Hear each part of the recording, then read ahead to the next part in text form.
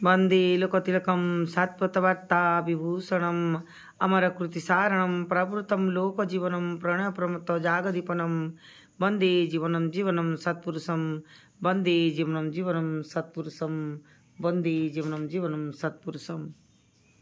परम दयाल श्री श्री ठाकुर अनुकूल चंद्र जीवनी पाठ कराऊँगी। आमे श्री गोपाल ठाकुर सिंहासन पर ए शिशु पर किछि पाठ करिथिला पूर्वरु एबे शैशवर अंतर्जामित और भविष्यतवाणी पर पाठ करिबा।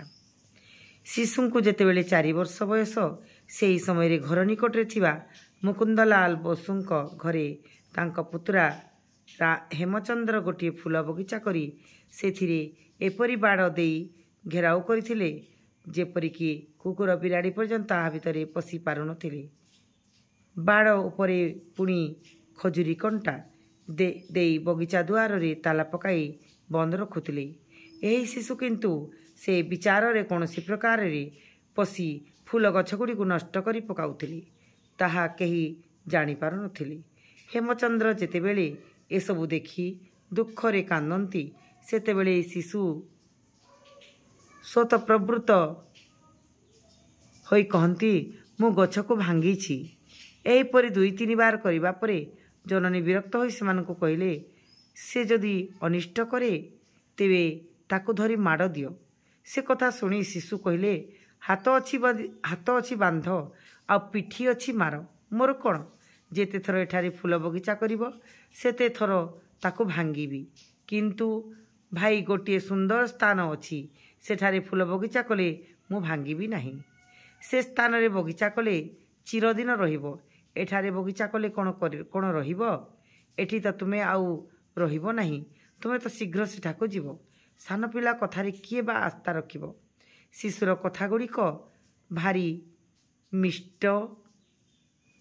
मिष्ट एवं उपभोग्य। सेतेबेले केही भाभी पारि नथिले जे एही शिशुंक अधा अधा कथा कठोर सत्य परिणत हेबो। हाय विधि तुमर विश्वराज्य लीला किए बा बुझिबो। हेमचंद्र सतकु सत हठात फूल बगीचार माया त्याग करी बोधहुए जीवन नदी रे परपार रे फूल बगीचा सजाइबा को चिरदिन पई चलीगले। हेम आउ एही इहलुकरे रहिले नहीं। यार किछि दिन परे जनक घरे गोटे पुओ जन्म होईछि। जननी शिशु को नहीं से पुओटी को देखा जीवा आगु शिशु को कहले चलो तांकर पुओ होईछि देखि आस। शिशु कहले मु जीवी नहीं। से पुओ मात्र 18 दिन बंचिव ताकू पुणी देखिबी कौन? आश्चर्यर विषय सतकु सत ठीक 18 दिन ही सेही नवजात शिशुटीर मृत्यु हुई। एई तो ठाकुरंकर लीला। जय गुरु जय गुरु।